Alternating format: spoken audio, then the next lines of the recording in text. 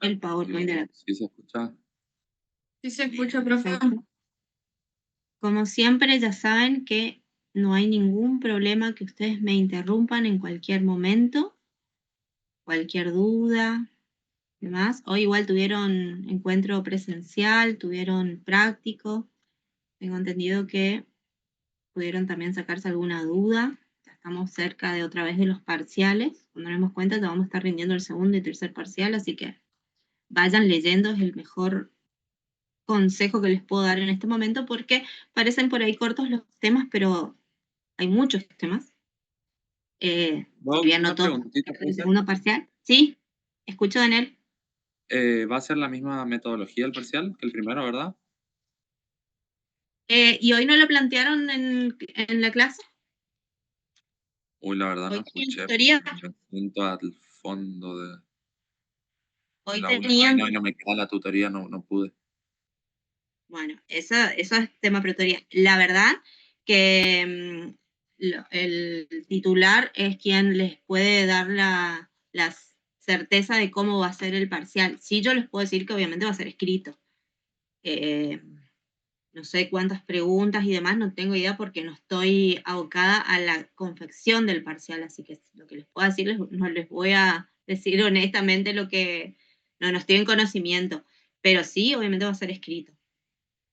No sé por ahí algún compañero que estuvo hoy, si escuchó algo. Yo no estuve presente hoy en el momento del desarrollo del práctico. Yo le pregunté y nos dijo que posiblemente, no me aseguró que haya un caso para resolver algunas preguntas y como estuvimos dando documentos, va a entrar receta y toda esa cuestión para que nosotros elaboremos una para que resolvamos. Sí, en años anteriores se ha dado supongo que es similar a cuando el doctor Maidana les explicó las partes de una receta, las partes de un certificado, y como tienen ustedes también en la guía de estudio, seguramente se les va a plantear algún caso para que confeccionen, no sé si ambos documentos o un tema confeccionará un documento y otro tema otro, porque hemos hecho distintas maneras a lo largo de estos años los parciales, pero sí practiquen cómo hacer una receta, cómo hacer un certificado. Eso sí, practiquen porque aparte es algo que ustedes deberían saber una vez que egresan, digamos, y están próximos a ser profesionales, así que es algo que deben saber confeccionar. Les aconsejo que a mano lo hagan, practiquen cómo hacer. No es difícil, tienen toda la información, tanto en la guía como lo que le explicó el doctor en su clase, porque existe la posibilidad, así como le dijo el doctor, ha sucedido que se han dado casos, supongan, le dicen una persona de tanta edad, a veces incluso se le da alguna característica del caso, como puede ser que has tenido una extracción dentaria, alérgico a la penicilina, que bueno, que se le debe recetar algo y en otros casos o en el mismo caso, además tiene que confeccionarse o solicita que se le confeccione un certificado para ser presentado en una escuela. También se le puede dar el caso de un menor que haya tenido también haya recibido alguna práctica o tiene que presentar un certificado de salud bucodental en un colegio, entonces también practican todas esas variantes. Está el temario en la página, en el aula virtual, ya está el temario, no sé si lo vieron. Creo que es documentos, toda la parte de documentos, la generalidad y los distintos tipos de documentos, y también lo que es perito, informe pericial, que aparte de la guía de estudios tienen como una guía especial de pericia también, que es la clase que les había dado el doctor Monzón, y que también sirve para que tengan un poquito más de material, digamos, para estudiar. No sé si alguien más quiere Vale, preguntar. Doc, gracias. Muy bien. Bueno, vamos a dar inicio entonces a la clase. Estos temas ya van a ser temas del último parcial, pero que no falta tanto, no tengo acá el cronograma a mano, pero en poco tiempo ya lo van a rendir, así que vayan leyendo. Obviamente ahora lean lo del segundo parcial para no confundirse, pero no se vayan a dejar estar, porque esta parte es como más técnica, un poquito más precisa, entonces por ahí no es tan rápida la lectura, para que no se confundan. Entonces, para que tengan tiempo suficiente, de a poquito vayan organizándose con los distintos contenidos que les vamos dando. Muy bien, voy a apagar mi cámara porque mi internet cuando quiere anda y cuando no quiere, no quiero que se me corte. Bueno, ustedes me dicen si pueden visualizar correctamente el Power, la presentación. ¿Se ve? Sí, Doc, se ve bien. Super. Bueno, me avisa por ahí si se corta, porque hoy está la internet está medio volátil. Bueno, la clase que les voy a dar hoy es sobre estomatología forense, ¿sí? Esta forma parte de la odontología forense, que como ya vieron en la clase, en las primeras clases que tuvieron, les habíamos explicado que nuestra unidad curricular tiene como dos aristas, que una parte es la odontología legal y otra parte es la odontología forense. Lo que tiene que ver con la odontología forense precisamente es cuando todos aquellos conocimientos o disciplinas propias de la odontología de alguna manera se emplean o se utilizan en auxilio, ¿sí?, de la justicia, generalmente para resolver distintos casos que pueden ser juicios a nivel civil, a nivel penal, a nivel familia inclusive, y también muy importante, que está casi siempre relacionado con la parte penal, en lo que tiene que ver con la identificación, ¿sí?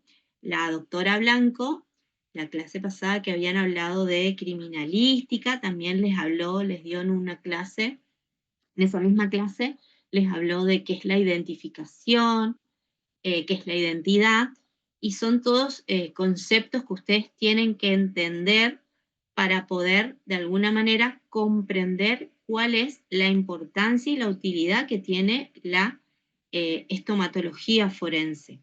Que vamos a ver qué es en sí la estomatología forense.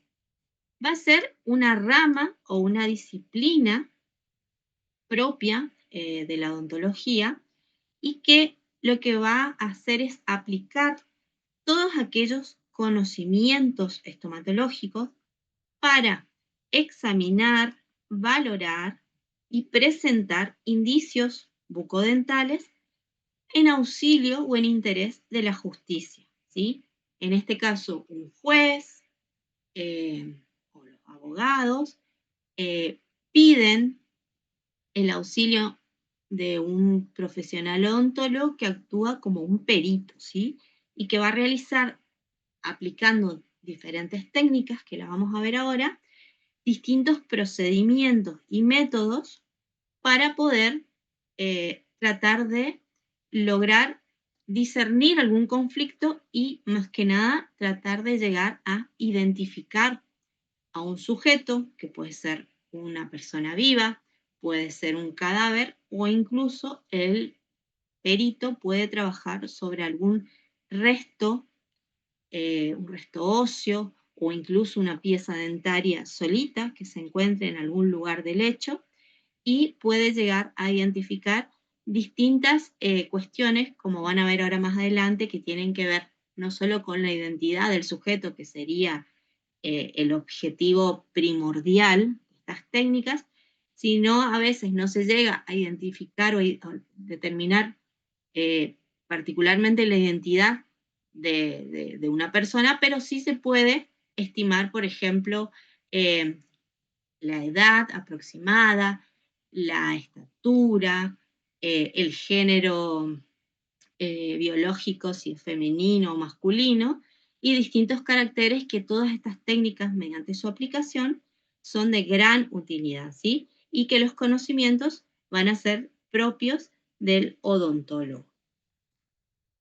Ahora, la identificación estomatológica, ¿sí?, son aquellos procedimientos que se realizan aplicando un método científico, porque son una serie de pasos que son secuenciales, son ordenados, ¿sí?, para aplicarlos sobre personas vivas, sobre sujetos fallecidos, sobre cadáveres completos o restos parciales, también llamados restos cadavéricos, y que se ven involucrados en algún proceso judicial, con el objetivo de establecer la identidad, ¿sí? Llegar a saber de quién se trata, quién es esa persona, o quién es ese cadáver, o a quién pertenece ese resto cadavérico que se encuentra en algún lugar de derecho que tiene que ver con un determinado proceso que la justicia está tratando de resolver.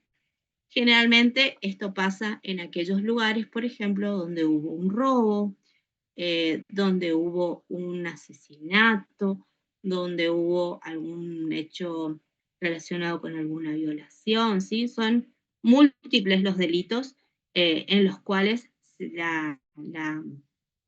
el conocimiento del odontólogo es requerido. Si bien por ahí lo más común es que esté un perito criminalista, que por ahí para la identidad lo más fácil o lo más útil es realizarla a través de qué huella. Les parece a ustedes que ya la vieron con la doctora Blanco. ¿Cuál sería la técnica más empleada para establecer la identidad? ¿Cuál les parece a ustedes? ¿En alguna película o que sea que hayan visto, si no se acuerdan la clase de la doctora? ¿No se les ocurre? La huella digital. Las Las huellas. huellas digitales, claro, son las más sencillas y las que casi todas los países tienen como una base de huellas, un registro de huellas digitales. Pasa que a veces hay determinados hechos que ocurren bajo algunas condiciones donde puede haber una ausencia de estas huellas. ¿Por qué les parece que puede pasar que estas huellas digitales o dactilares se pierdan? ¿Qué puede haber pasado? Para que ¿Quemaduras, por ejemplo, doctora?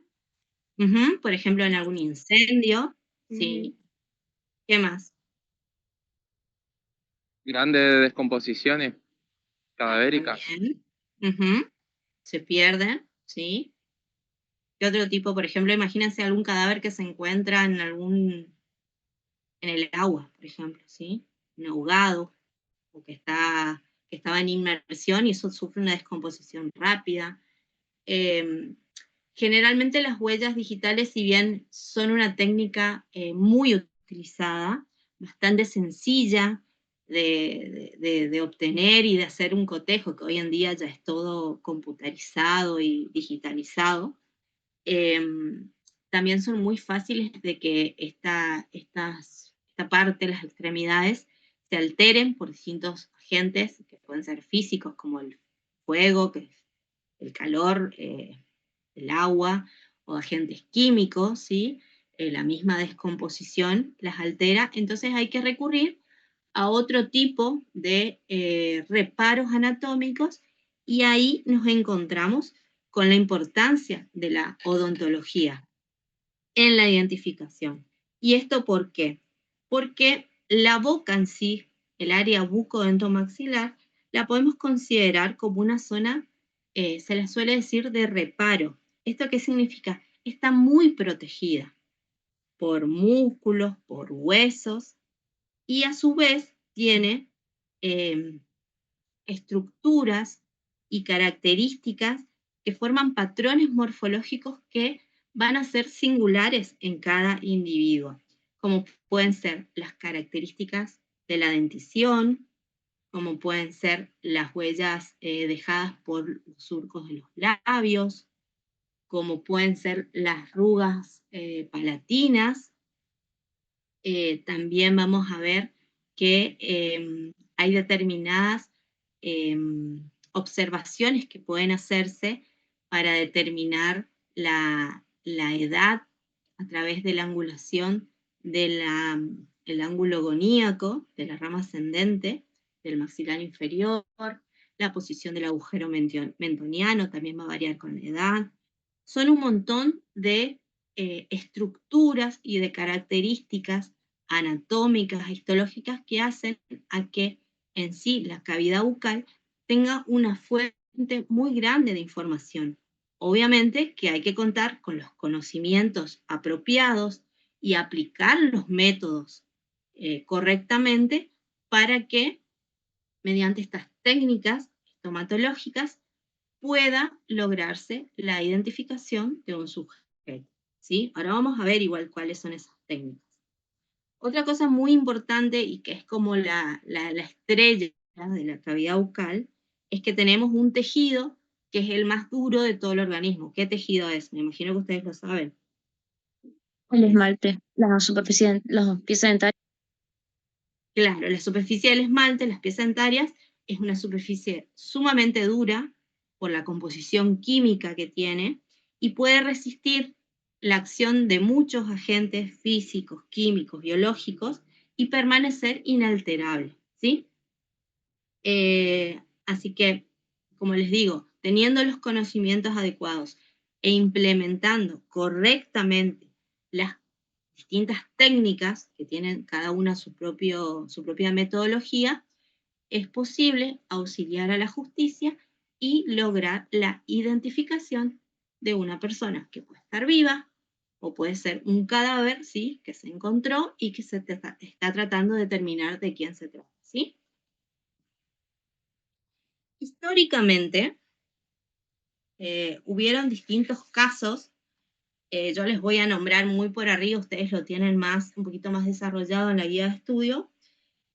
Hay casos como que son emblemáticos para los que estudiamos la parte de la odontología forense, que utilizaron la observación y el estudio de la condición dentaria, la existencia o ausencia de piezas dentarias, el alineamiento, existencia de restauraciones, de aparatos de prótesis, etcétera, para poder identificar, ¿sí?, a las personas, por supuesto que en auxilio siempre de la justicia.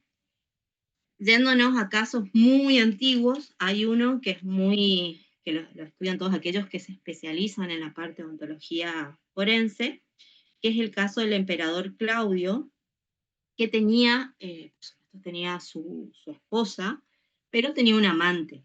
Entonces, la esposa se entera de esta situación y con sus guardias manda a encontrar y a matar a esta señora que tenía el puesto de amante, y luego la misma, una vez que la asesinan, es encontrado su cadáver y se logra identificar que se trataba de esta persona, porque tenía unas características muy peculiares en su dentición en lo que se refería a la tonalidad de sus dientes y a una maloclusión muy notable y que sirvió en aquella época antigua, y si ustedes se ponen en contexto teniendo una muy rudimentaria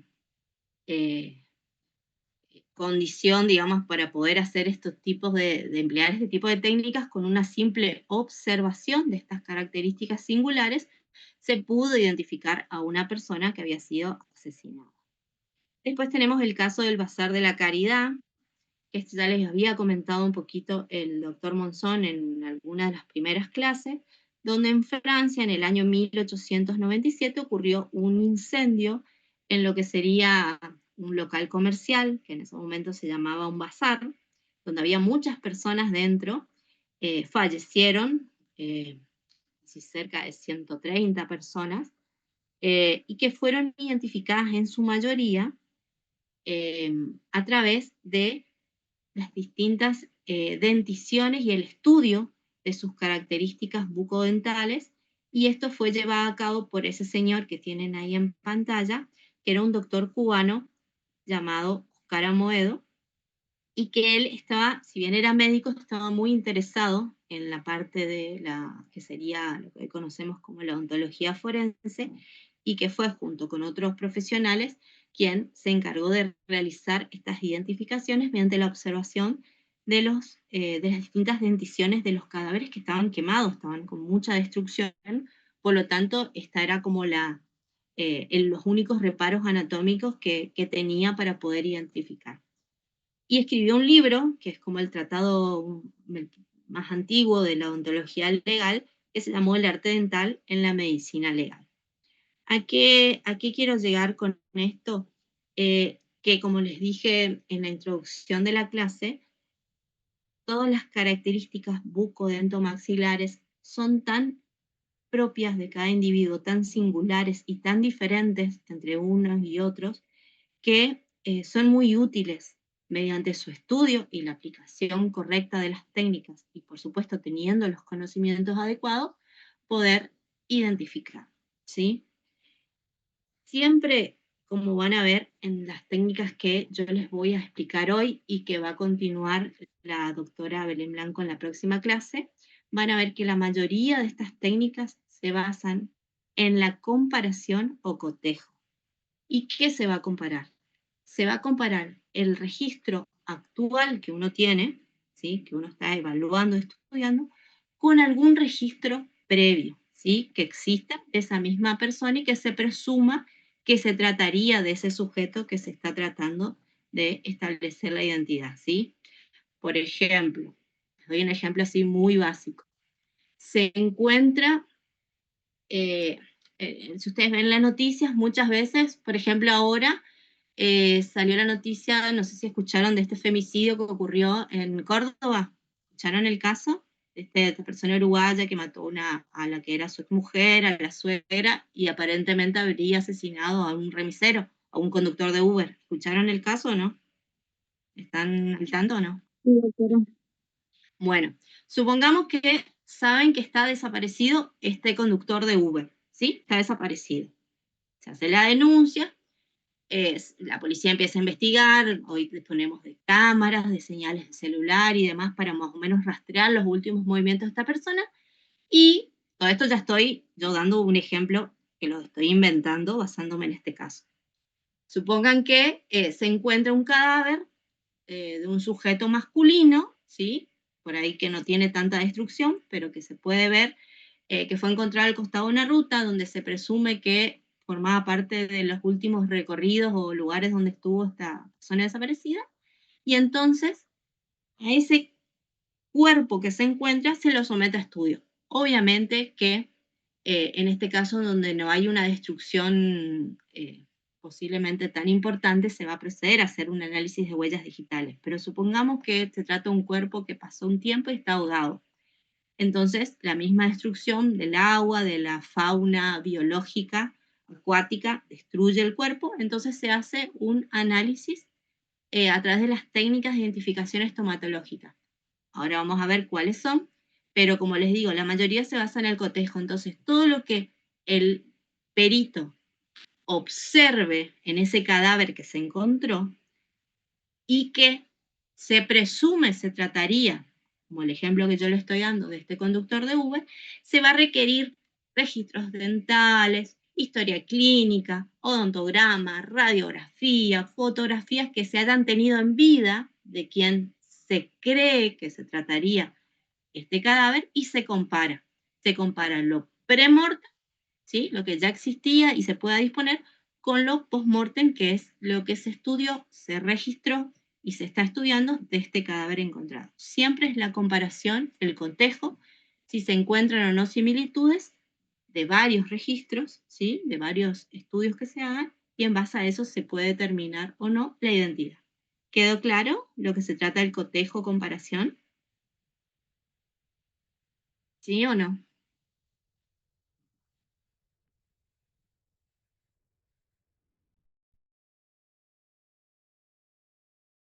Chicos, ¿me escuchan? Sí, profe. Sí, porque nadie me contesta, no sé si están en Narnia o me están escuchando, pero a mí me interesa que entiendan, porque ahora vamos a dar cada técnica, son distintas, estudian reparos distintos, tienen sus propias peculiaridades, pero todas se van a basar en la comparación de un registro previo que se tenga, ¿sí? Y un registro actual, que es de lo que se está analizando en el momento mediante esta técnica. Van a ver que hay 7 diferentes técnicas, nosotros vamos a dar todas hoy, menos keiloscopía y palatoscopía, que los van a dar con la doctora Belén Blanco la próxima clase, que se basa la keiloscopía en el estudio de las huellas labiales y reparos anatómicos que tengan que ver con esas estructuras, y la palatoscopía, que es el estudio de las arrugas palatinas y rafe medio. Eso lo van a ver en otra clase. Ahora vamos a ver lo que tenga que ver con el identostomatograma, con la fotografía y radiografía bucodental, identificación por piezas dentarias y mordeduras. En el identostomatograma, ahí tienen un ejemplo de lo que es esta fichita. Exclusivamente el identostomatograma es una ficha dental post-mortem, ¿sí? O sea, acá sí o sí vamos a estar trabajando en un cadáver. Es similar a un odontograma, pero es un documento legal donde se van a registrar todos los caracteres bucodentales de un cadáver NN. ¿Saben lo que significa NN? Que no se conoce la identidad. Certificado. Claro. En inglés significa no name, no tiene nombre, por eso es cadáver NN, ¿sí? Y se lo va a comparar a este registro, este identostomatograma, con algún odontograma o ficha dental pre-mortem y encontrar similitudes si es posible y así poder, junto con otras técnicas, poder establecer la identidad. Uno no va a poder establecer, es muy raro que uno establezca, determine la identidad con una sola técnica. Generalmente se aplican casi todas, ¿sí? De ser posible, porque se trata de tener una mayor posibilidad de certeza, ¿sí? Que no haya ningún error de tipo humano, de tipo por la obtención de la prueba, por la observación o lo que sea, y tener la mayor certeza posible de establecer la identidad de manera correcta. O sea, que no es que se establece se realiza la identificación implementando una sola de estas técnicas. Si va a actuar un perito odontólogo y va a realizar técnicas identostomatológicas, va a realizar todas las técnicas que pueda, ¿sí? De acuerdo a la posibilidad que le brinda ese cadáver o esa persona NN que se está tratando de determinar de quién se trata. Lo que pasa es que cada técnica se estudia de manera individual porque tiene cada una sus propias características o peculiaridades. Bueno, en el caso entonces del identostomatograma, es muy similar a un odontograma y por supuesto que van a tener que observar. ¿Qué cosas observan ustedes cuando hacen un odontograma? ¿Qué se fijan? ¿Qué características ven? Tratan de ver. Cuéntenme. Ustedes supongo que ya hacen odontograma, te vienen haciendo varios en las clínicas. ¿Qué Hay hacen? ausencia de piezas dentarias, restauraciones, Ujú. presencia de Sí, caries. sí, ¿qué más? ¿Qué más observan? Ahí tienen imágenes para ayudarse. ¿Qué más? Maloclusiones. Ujú. ¿Qué más? ¿Qué ven ahí en las imágenes? Brackets. Amalgamas. Ujú, ujú. Restauraciones, ¿de qué tipo? ¿Qué material? Obviamente en qué caras, en qué piezas dentarias. Si se ven características del piso de boca, si se ven restos radiculares, si se ven ausencia de piezas dentarias, algún tipo de malformación, todo lo que clínicamente sea observable, ¿sí? Lo más completo posible, por supuesto. Y lo propio o singular que tiene el identostomatograma, que por ahí lo diferencia del odontograma que ustedes hacen en la clínica, es que sí o sí este documento va acompañado de un informe. ¿Y qué se consigna en este informe? Se consignan datos generales, ¿sí? Acuérdense que estamos trabajando con un cadáver acá, donde van a estar todas las características físicas generales. Si se puede observar el sexo, si se mide la talla o estatura, si se conoce o se estima la edad, si se puede determinar la etnia o raza a la que pertenece.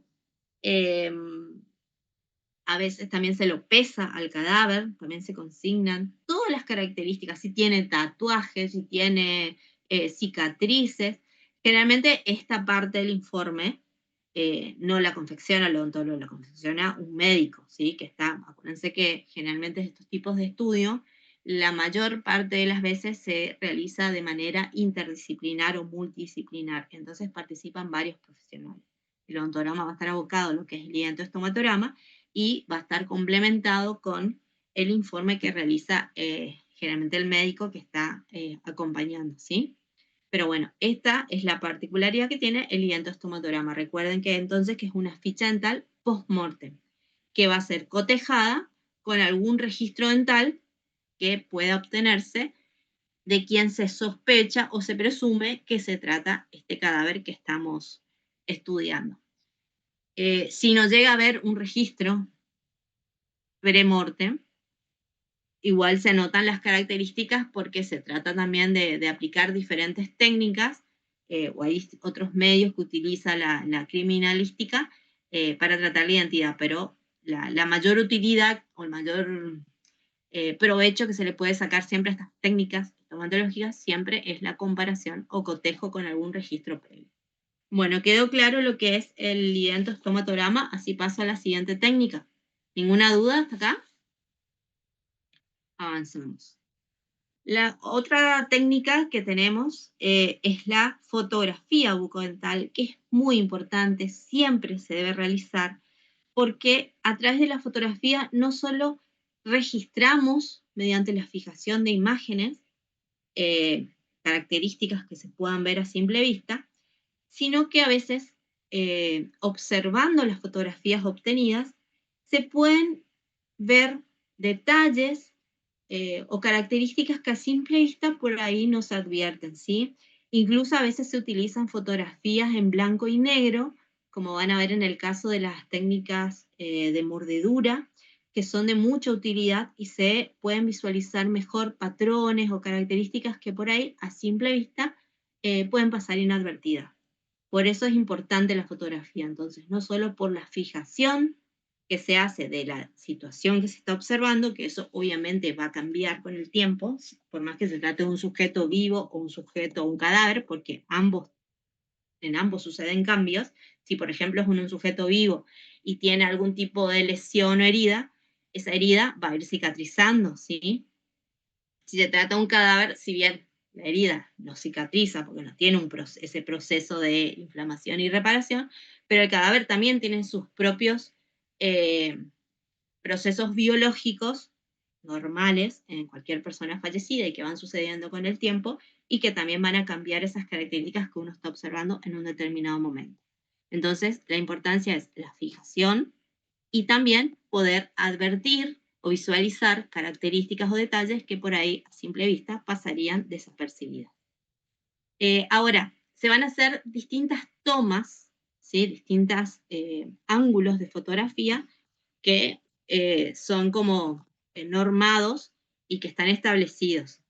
Yo les voy a mencionar, van a tener la norma anterior, la norma lingual, la norma palatina, la norma lateral, perdón, la norma palatina y la norma lingual.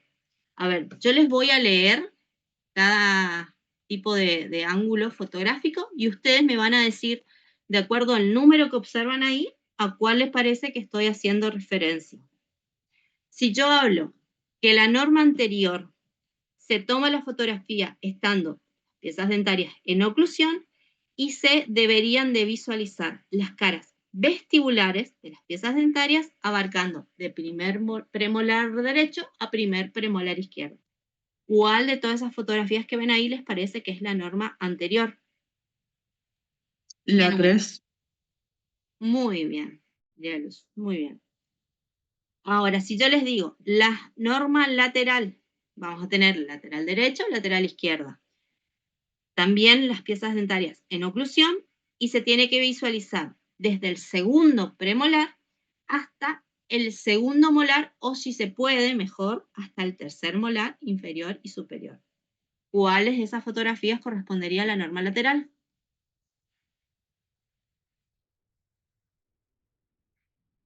La 2 y la 4. Muy bien, tenemos la derecha y la izquierda, ¿sí?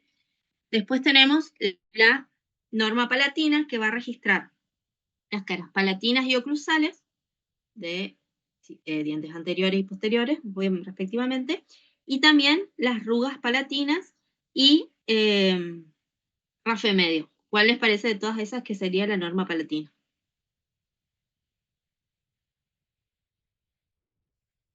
La 1. La 1, muy bien. En este caso, si estamos haciendo la fotografía en un sujeto vivo, nos vamos a ayudar de un espejo, ¿sí? Para poder tomar bien la fotografía.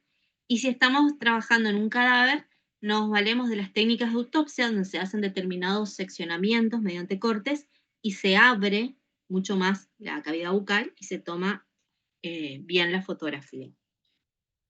Y por último tenemos la norma lingual, donde tiene que quedar registrada las caras linguales de dientes anteriores y oclusales de los posteriores y elementos anatómicos del piso de boca. ¿Cuál les parece ahí la que queda? ¿Sí? La 5 sería la norma lingual. Bueno, estos tipos de fotografías son los que se hacen en la técnica de identificación mediante fotografía bucodental, ¿sí? No es que uno saca cualquier foto. Obviamente que obtenidas estas fotografías, si uno observa alguna singularidad o característica muy peculiar, puede tomar otra fotografía, no hay problema, pero las que tienen que estar sí o sí son estas, ¿sí? Ahí tienen otra vez, norma anterior, norma lateral derecha e izquierda, norma palatina y norma lingual, ¿sí? Ahora pasamos a las radiografías bucodentales. Como todas las técnicas de identificación estomatológica, van a tener su base o fundamento en el cotejo o comparación de las obtenidas en el momento con las anteriores.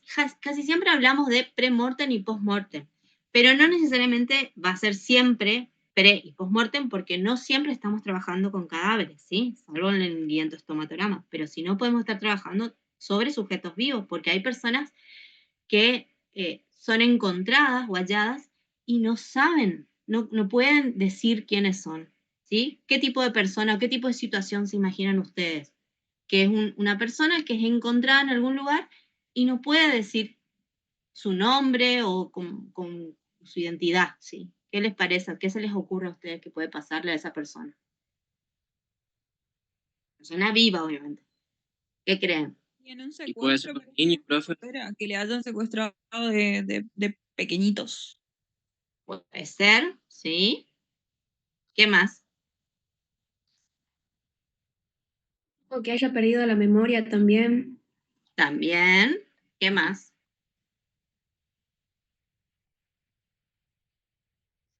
¿Qué otra situación se pueden encontrar con un sujeto vivo y que no pueda decir de quién es? Ya dijeron que haya sido secuestrado de pequeño y que no sepa quién es, que haya perdido la memoria, ¿y qué más?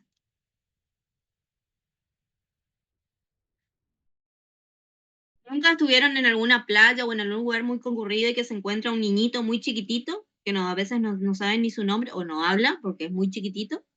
Camina, pero tiene 1 añito, 2 añitos y no puede hablar.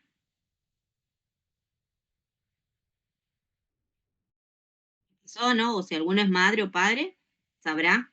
Es peligroso a los niñitos chiquititos cuando deambulan porque muchas veces no pueden decir quiénes son. También pasa en el caso a veces de las personas que están seniles, con Alzheimer, y que también en ciertos momentos pierden contacto con la realidad y pasa mucho con los abuelitos a veces que salen de su casa y se pierden, ¿sí? Y son hallados y no pueden decir de quién se trata. Bueno, generalmente, vuelvo a decir, hoy disponemos de determinadas técnicas, incluso pasa mucho que a veces sacan una fotografía y viralizan y dicen, este abuelito, por ejemplo, en el caso de una persona con Alzheimer, fue encontrado, está en tal comisaría o en tal hospital aguardando. También pasa a veces con accidentados o esas cosas que no llevan su documentación y se trata de determinar. Por eso no siempre hablamos de cadáveres, sino tratamos de identificar cualquier tipo de sujeto que por alguna razón no puede dar a conocer, digamos, de su identidad o su nombre, ¿sí? Bueno, en el caso de las radiografías, similar a las fotografías, también vamos a obtener un registro para que se mantiene en el tiempo, pero en este caso de características que no son visibles clínicamente o a simple vista, ¿sí? Ustedes ya saben, las radiografías sirven para ver generalmente cuestiones que tienen que ver con los huesos, con las raíces dentarias, con los tejidos dentarios.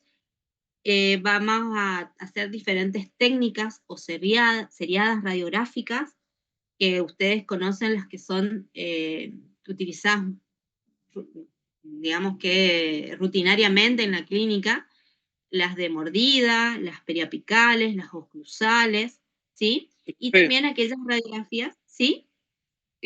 Todas estas técnicas sí o sí requieren entonces el pre-mortem, o sea, un registro pre-mortem, o hay algunas que, o sea, hay algunas que necesariamente sí o sí se va a necesitar el registro pre-mortem para ser utilizadas, o no, En todas para vas a necesitar comparar. tener un registro previo para comparar. Ajá, bien. Digamos, como el fundamento, es el cotejo comparación. Y generalmente hablamos de un registro pre-mortem, pero lo que yo les quiero que les quede claro, que no siempre vamos a estar tratando o estudiando para determinar la identidad de un cadáver. A veces podemos estar con un sujeto vivo y estamos aplicando estas técnicas para poder determinar su identidad. Y vamos a tratar de tener, de alguna manera, conseguir registros previos. De todas formas, se toman los registros, se toman las fotografías, se toman las radiografías, pero como que la funcionalidad de estas técnicas o de estos métodos se basa en un casi 100% en la comparación, con un registro previo que se tenga, de quién se sospecha que se trataría esta persona, ¿sí? Y ver si hay o no similitud. ¿Quedó claro? Benjamín, ¿te quedó claro? Sí, profe, claro. Ok. Bueno, entonces con las radiografías ustedes ya conocen, no voy a explicar las técnicas porque son técnicas que ustedes utilizan en la clínica y van a utilizar en su consultorio, y tenemos también las que ustedes tal vez no realicen en su consultorio, sino que uno se deriva a un centro radiográfico, que pueden ser las teleradiografías o radiografías panorámicas, que también son de utilidad y son registros que se obtienen, ¿sí? Por supuesto que la importancia, les repito, de las radiografías no solamente es obtener la fijación de una imagen, que por ahí con el paso del tiempo puede verse modificado, sino que también se visualizan cuestiones o características que a simple vista no son visibles, ¿sí? Fusión de raíces, tratamientos realizados ya sea en la raíz o en la corona, grados de desgaste dentario, presencia de dientes supernumerarios, presencia de determinadas lesiones, quistes, tumores, características óseas, ¿sí? Que pueden ser importantes. Bueno, vamos ahora a la parte de la identificación por piezas dentarias. Como les dije hoy en la introducción, la importancia de las piezas dentarias radica principalmente en la dureza y en la resistencia que tiene el tejido adamantino, o sea, del esmalte, que ante la exposición a diferentes agentes físicos, químicos, biológicos, tiene una resistencia sumamente alta. Si ven ahí el gráfico de temperaturas, la superficie del esmalte resiste sin problemas prácticamente hasta los 200 grados. A partir de los 300 grados empieza a tener cierta fisura y encontrándose alteraciones a partir de los 350, 400 grados en adelante. Aún así, expuesto a estas temperaturas, si bien la estructura del esmalte se altera, es posible poder llegar a obtener pulpa, donde podemos obtener qué material para el estudio que les explicó la doctora Belén la clase pasada, que tenemos de un material muy importante que se puede identificar también. ¿El ADN, profe? El ADN, ¿sí? Es como una cajita de seguridad la pieza dentaria, que resguarda material genético que es posible, si se obtiene, a realizar su estudio, ¿sí? Así que las piezas dentarias tienen una importancia muy marcada en todo lo que es la anatomía del ser humano y también en la información que nos brindan las piezas dentarias. A través de ella y de la resistencia que tienen distintos agentes, incluso se encuentran restos de momias, restos ancestrales de civilizaciones muy antiguas que si conservan sus piezas dentarias, a través de su estudio van a ver que se puede determinar aproximadamente el género, la edad, la estatura. En cadáveres, como ven acá, lo que está en el ángulo inferior derecho, son cadáveres que están carbonizados.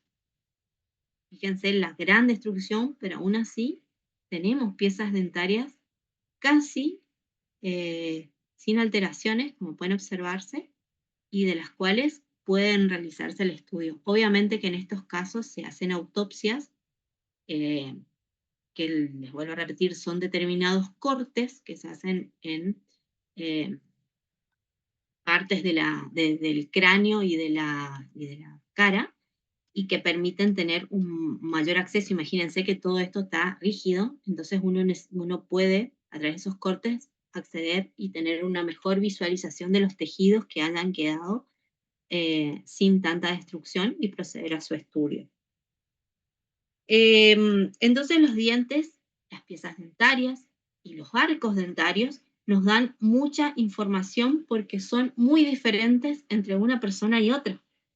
Y también son diferentes en las distintas etapas del crecimiento de las personas.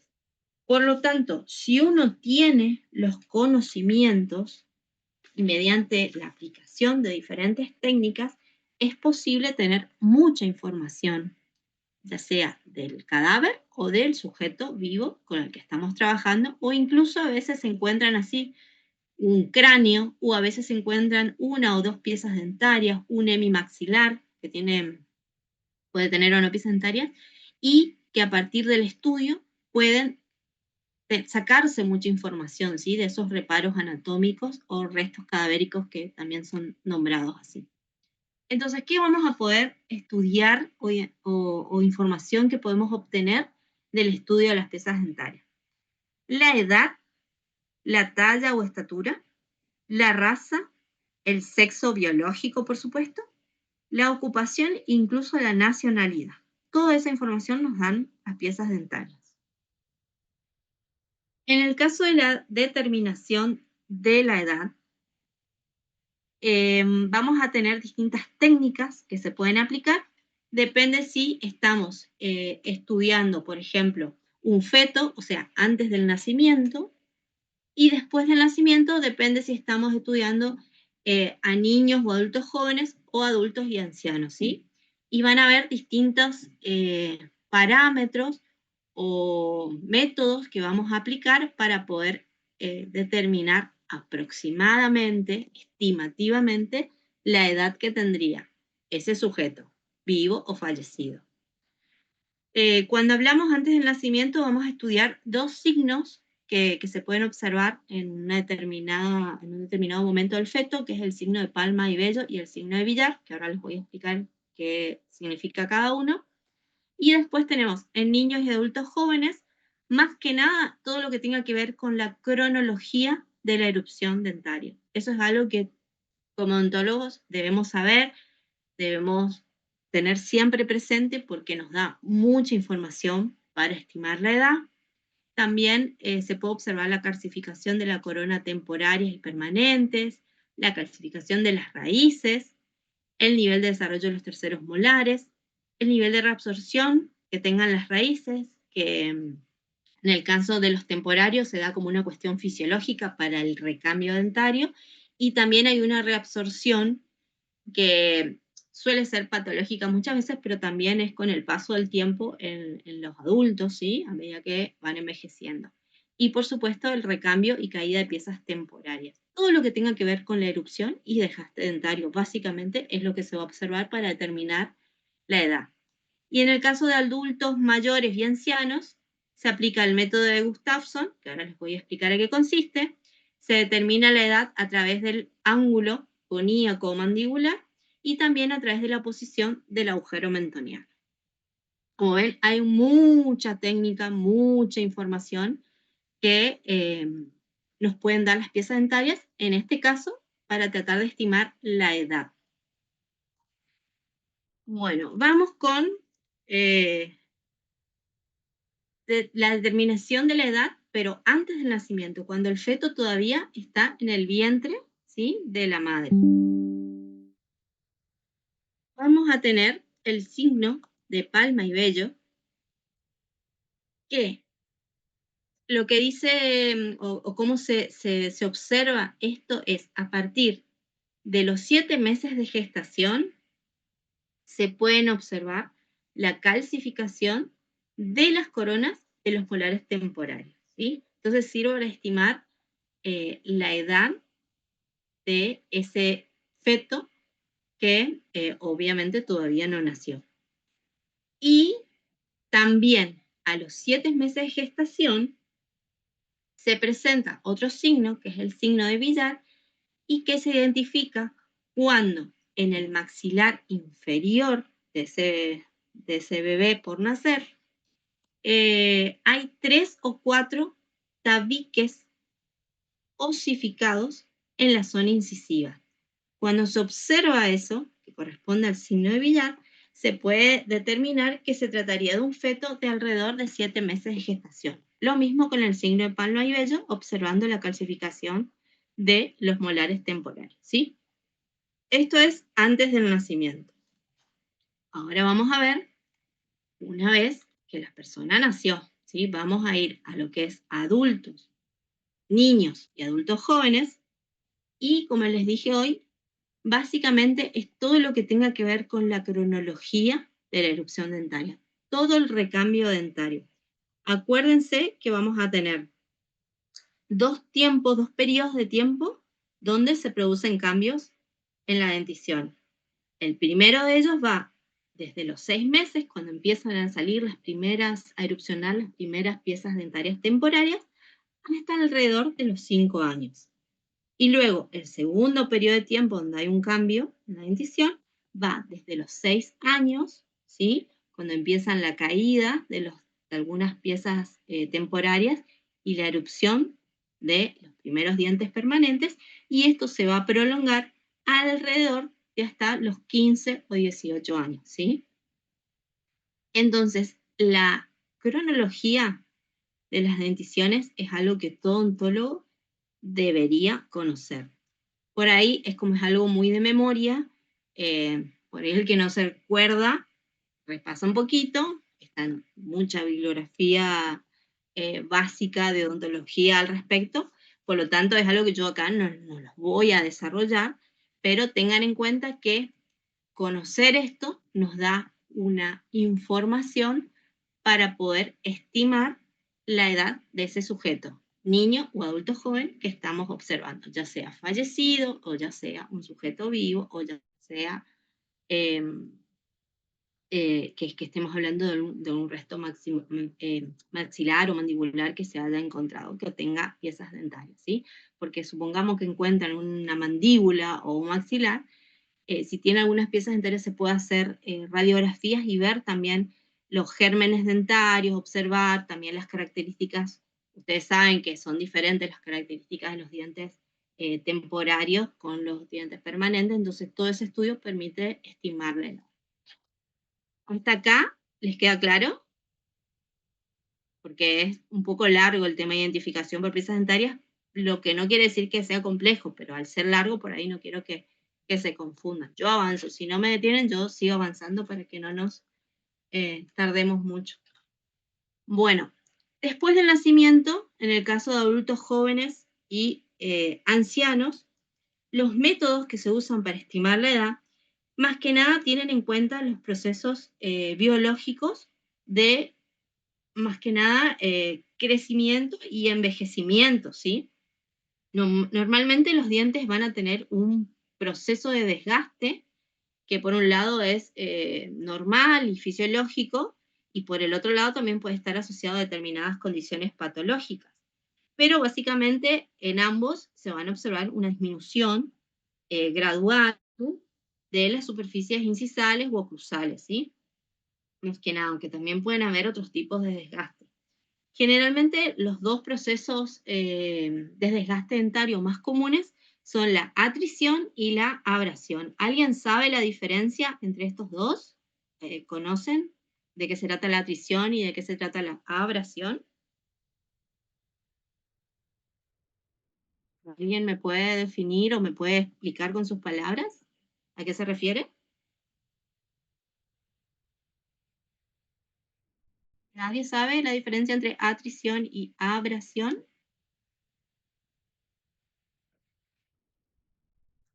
La atrición, Doc, es cuando es por el contacto directo por los mismos dientes y la abrasión es por un objeto extraño, provocado Exactamente. por otra cosa, ajena. Un material extraño, ¿sí? Y el desgaste va a depender de la abrasividad, digamos, que tenga ese material. Ahora vamos a tener, para determinar la edad acá, el método de Gustafsson, el ángulo del mandibular ogoníaco y la posición del agujero mentoniano. Son los tres métodos que vamos a utilizar para estimar la edad. Vamos con el primero, que es el método de Gustafsson. Lo que hizo este autor es establecer 6 parámetros o características que se van a observar y se le va a asignar un valor, ¿sí? De acuerdo al nivel de desgaste o pérdida de tejido que se observe. ¿Cuáles son los parámetros? Por un lado la atrición, la aposición o depósito de dentina secundaria, la posición de la membrana periodontal, la aposición de cemento, la reabsorción de la raíz y la transparencia de la raíz. Entonces, a partir de estas 6 características, se le va a asignar un valor que va a ir desde el 0 hasta el número 3, siendo el 0 cuando no se observa ninguna degeneración o desgaste, el 1 cuando esa degeneración o desgaste es leve, el 2 cuando es moderado y el 3 cuando se trata de un proceso de desgaste severo, ¿sí? Y luego luego de asignar un valor a cada uno de estos parámetros, va a realizar la suma de todos estos valores que se observó o que determinó y se va a aplicar una fórmula matemática que va a darnos estimativamente la edad del sujeto. Por ejemplo, esto yo le copié del ejemplo que ustedes tienen en el material de estudio. Supongamos que la fórmula, ¿sí? Ustedes van a aplicar un valor fijo que es 11,43 y a esto le van a sumar el total de puntos que obtuvieron por el valor de 4,56 y el resultado va a ser la edad aproximada. Si ustedes, por ejemplo, al valor, a la atrición, le consignaron un valor de 2, ¿sí? Porque el nivel de desgaste era moderado. En cambio, en lo que es el depósito de dentina secundaria, la reabsorción de la raíz y la transparencia de la raíz, el desgaste era leve, le asignaron un 1 y observaron un desgaste moderado en lo que sea la posición de cemento secundario y en el nivel de degeneración de la membrana periodontal, ¿sí? Le otorgan un valor de 2. Suman todos esos valores, ¿sí? De cada característica que observaron, que les va a dar, en este caso del ejemplo, el número 9. Entonces le aplican la fórmula que tiene un valor fijo, que es 11,43, y el otro valor fijo es 4,56. Esos son valores que no cambian. Aplicando esta fórmula al valor 9 que ustedes obtuvieron, sumando todo lo que observaron y los valores que se le otorgaron, van a realizar 11,43 más la multiplicación o el resultado de multiplicar 4,56 por 9. Nos da un total de 52,47. ¿Qué quiere decir esto? Que el sujeto al cual ustedes están evaluando, estudiando, tendría una edad aproximada de 52 años. ¿Se entiende? Es medio complicadito, pero más que nada lo que hay que tener presente es la aplicación de la fórmula y de los valores fijos, ¿sí? Y de cómo se asigna, en base a qué parámetros, se asigna un valor a cada característica que se debe observar, que son 6 características en este método. ¿Les quedó claro? Si no, vuelvo a explicar. Doctora, ¿podría de nuevo? Bueno. Ustedes tienen 6 características que observar, que ya están determinadas, ¿sí? Por el autor de este método, que son la atrición, el depósito de dentina secundaria, la posición de la membrana periodontal, la posición de cemento, la reabsorción y la transparencia de la raíz. A cada una de estas características se le asigna un valor que va del 0 al 3. ¿En qué va a variar que uno le asigne 0, 1, 2 o 3? En el nivel de desgaste o degeneración que se observe. Si no se observa ningún desgaste o degeneración, el valor va a ser 0. Si se observa algo que es leve, el valor va a ser 1. Si es moderado, 2. Y si es severo, el cambio que se observa va a ser un valor de 3. Una vez que ustedes le asignan un valor a cada una de estas características, suman, ¿sí? En este caso, el ejemplo le asigna un valor 2 a la atrición, un 1 a la dentina secundaria, y así observan 2, 2, 1, 1. Sumando todos esos valores le da un total de 9. Entonces, a este valor que ustedes obtuvieron de 9 le van a aplicar una fórmula matemática con dos valores fijos, ¿sí? Que son constantes de la fórmula matemática, que son 11,43 más 4,56 multiplicado por el valor que ustedes obtuvieron, en este caso en el ejemplo, que era 9. Aplican, ¿sí? Hacen esta operación matemática y les va a dar 52,47. Este resultado lo interpretan como que el sujeto que ustedes están observando tendría una edad estimada o aproximada de 52 años. ¿Sí? El único valor que va a cambiar, aparte del resultado, es el numerito por el cual se multiplica esta constante de 4,56. ¿Sí? Los otros valores se mantienen. 11,43 y 4,56 son constantes que siempre van a estar presentes en la fórmula. Lo único que cambia es el valor que ustedes obtienen de la sumatoria de lo que observen y, por supuesto, el resultado que obtengan, que se estima que es la edad en años de la persona. Siempre aproximado, no es una edad exacta. ¿Quedó más claro? Sí, doctora, ahí se entendió mejor. Es una fórmula matemática, ¿sí? O sea, no queda otra que memorizar, pero así es la fórmula en este método de Gustafsson. Bueno, también podemos determinar la edad observando la angulación que tiene el ángulo goníaco o mandibular, que se forma acá por la rama inferior y por la rama ascendente de la mandíbula o maxilar inferior, ¿sí? La angulación va a ser de alrededor de 170 grados en el recién nacido, o sea que es un ángulo muy abierto, el cual va a ir cerrándose un poquito con el paso de los años, obteniendo un valor de 150 grados en la segunda dentición, un valor que va entre 100 a 110 grados en la adultez, y se va a abrir un poquito en la vejez, generalmente por la pérdida fisiológica o patológica de piezas dentarias, que va a ir de 130 a 135 grados.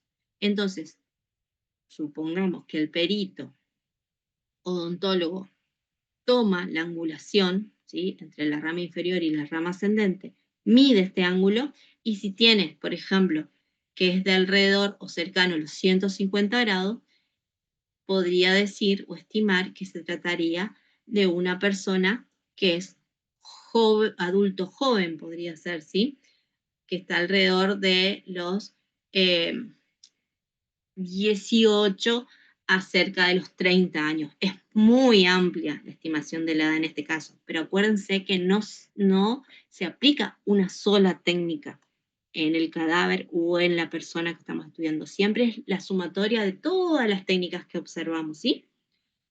Si le da un ángulo de alrededor de como más recto, cercano a los 100 grados, 110 grados, vamos a determinar que se trataría de una persona adulta, lo cual si se observa una angulación un poquito mayor, de alrededor de 130, 135, incluso 140 grados también podría ser, podríamos estar hablando de un sujeto que está en la tercera edad, ¿sí?, o anciano.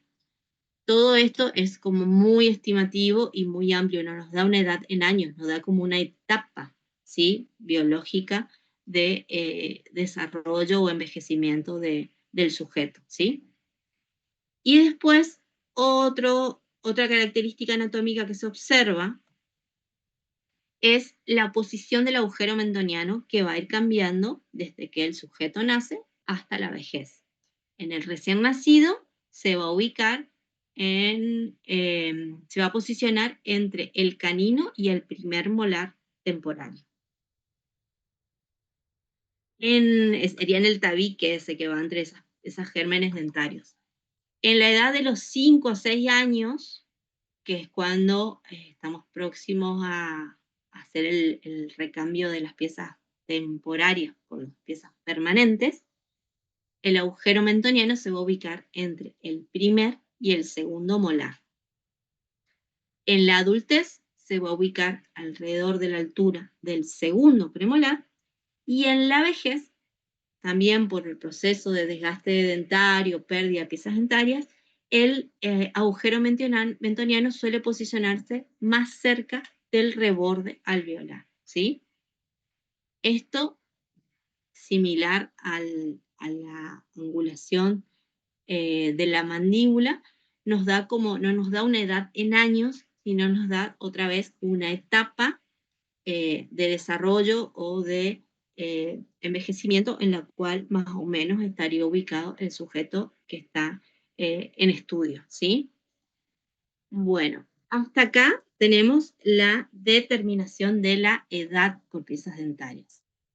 Vamos a la determinación de la talla o estatura, que también la podemos hacer estudiando las piezas dentarias. Por lo general, la primera opción para determinar la estatura, acá estamos hablando, obviamente no vamos a tener un cuerpo completo, ¿sí? Porque si no, lo más fácil es medir el cuerpo, ¿sí? Obviamente que estamos hablando, por ejemplo, si se encontró un cráneo, se encontró un hebimaxilar, incluso se encontró una cabeza, ¿sí? Un resto cadavérico estamos hablando. Entonces no disponemos de todo el cuerpo completo, no lo podemos medir. Lo que queremos hacer es estimar qué talla tendría a la persona a la cual pertenecía ese resto cadavérico que estamos estudiando, o que está incompleto, ¿sí? Un cuerpo parcial, ¿sí? A veces se encuentran restos cadavéricos de un torso, ¿sí? Obviamente que teníamos que tener una pieza dentaria para poder nosotros como odontólogos intervenir, pero acuérdense que en este caso no dispondríamos para establecer la talla, huesos largos, que es lo que comúnmente se mide y se establece la talla. En este caso lo que vamos a hacer es estudiar las piezas dentarias inferiores, que son incisivo central, incisivo lateral y canino, ¿sí? Del maxilar inferior. Aplicando el método del doctor Carrea, que también va a aplicar fórmula, lo que hace Carrea es estimar un máximo y un mínimo de valores entre los cuales se encontraría la talla, ¿sí?, del sujeto que estamos estudiando. ¿Cómo va a llegar a ese máximo y ese mínimo el doctor Carrea? En primer lugar, va a determinar cuál es la medida del arco. ¿Y a qué le llama arco este doctor? Le llama arco a la sumatoria de los diámetros mesiodistales de incisivo central, incisivo lateral y canino, inferiores, ¿sí?, de una hemiarcada. Sumados, obviamente, medidos, perdón, en milímetros, ¿sí? Se toma esa medición, diámetro mesiodistal de central, lateral y canino inferior. Ahí tenemos un valor, ¿sí? Supongamos que nos da, y ahora les voy a dar el ejemplo que está ahí, igual es el mismo ejemplo que ustedes tienen en la guía de estudio. Supongan que miden el incisivo central, les da que tiene 5,4 milímetros de cara del lado mesial al lado distal. Después suman, o toman, mejor dicho, la medida del incisivo lateral y obtienen que mide 5,89 milímetros. Y después toman lo mismo del canino y les da que mide 6,89 milímetros. Suman la medida de cada una de esas tres piezas dentarias que obtuvieron, y en este caso con los valores que yo les di, les da un resultado de 18,18 milímetros. En este caso, en este ejemplo, esa sería la medida del arco, ¿sí? 18,18 milímetros.